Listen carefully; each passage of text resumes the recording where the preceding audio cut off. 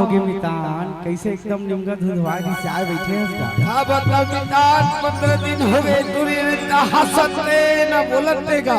तकावर भी स्वाद है मितान, कहीं देख के मना लेते कि हाँ बताओ मितान, संजय कहनल माने, मिनल के कहनल माने, हमर बसु वाले कहनल माने, तो वो नहीं माना था। सबके कहना माने मितान, लेकिन मैं का के थोड़ा था इसका।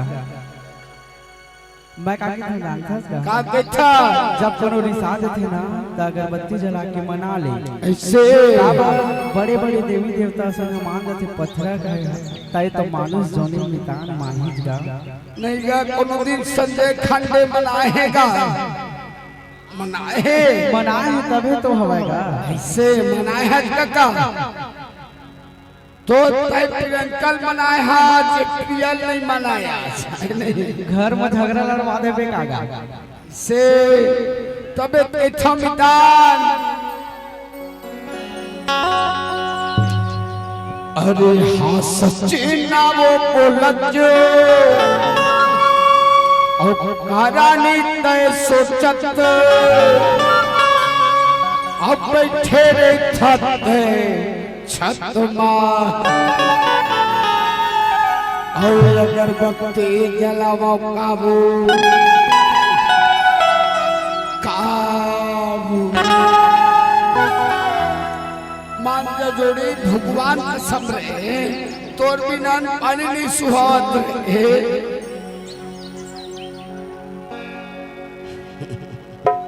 अब अगरबत्ती जलाओ काबू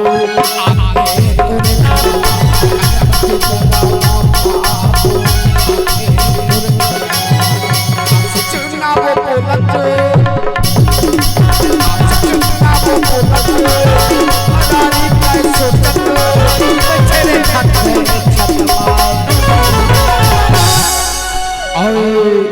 अगरबत्ती जलाओ काबू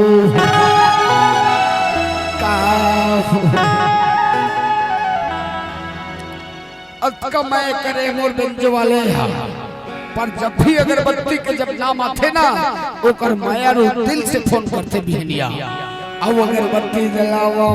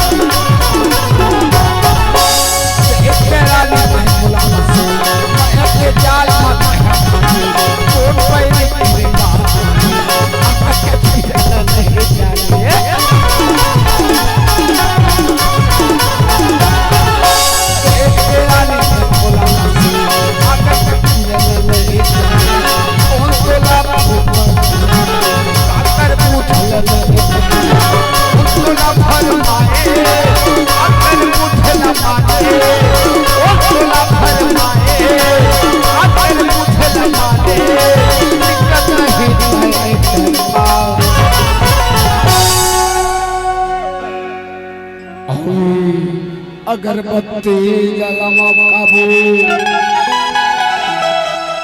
काबू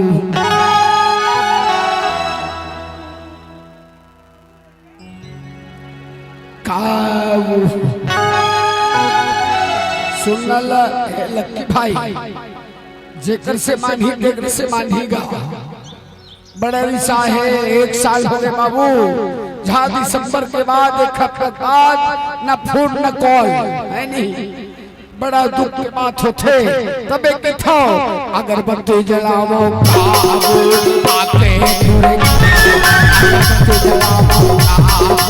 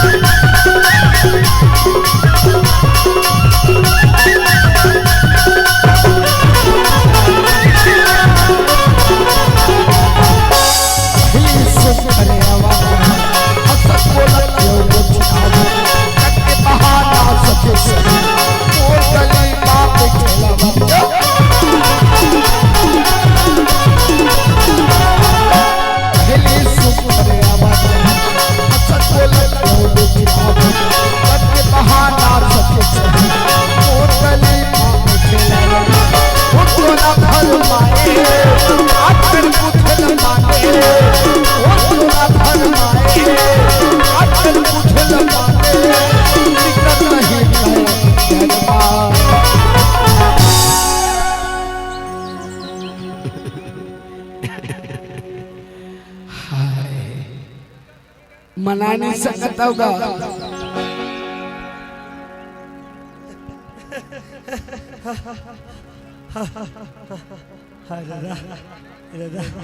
मान जोड़ी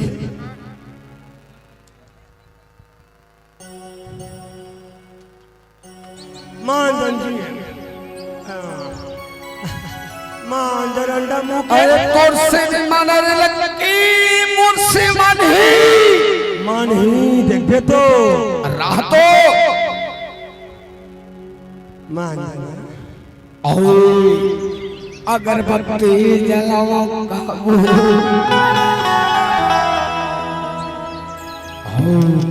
आखे तुझे घर माने बरबाना भैया हो, लेकिन दूझन रेडी मन दूझन हो ये चार झन कैसे संभाल ते कल भैया इकरे संग सुखर मना लो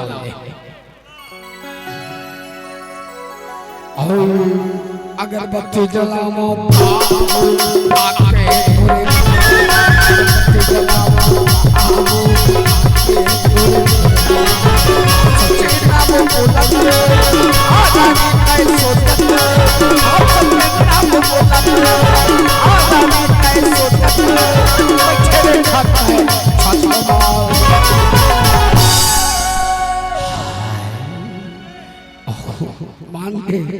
मान के ना मान ही कैसे नहीं मोर मनाए अगरबत्ती जलाए हो रंजीत वो तोड़ बढ़ रहा मनाए बर मना है मागू, लेकिन छाती को तो दर्द है नहीं।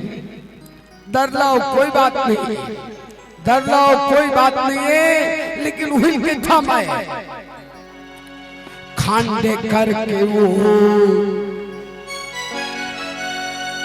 खांडे करके वो छाती माँ को दो दर खांडे करके वो छाती माँ को